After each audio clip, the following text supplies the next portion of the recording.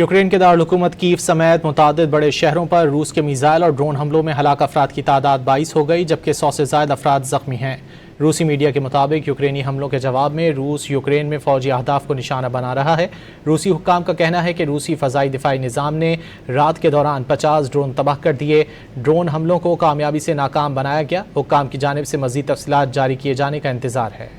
Ukraine के दारुल-हुकूमत Kyiv समेत मुतादिद बड़े शहरों पर रूस के मिसाइल और ड्रोन हमलों में हलाक अफराद की तादाद 22 हो गई, जबकि 100 से ज़ायद अफराद ज़ख्मी हैं। रूसी मीडिया के मुताबिक यूक्रेनी हमलों के जवाब में रूस यूक्रेन में फ़ौजी अहदाफ को निशाना बना रहा है।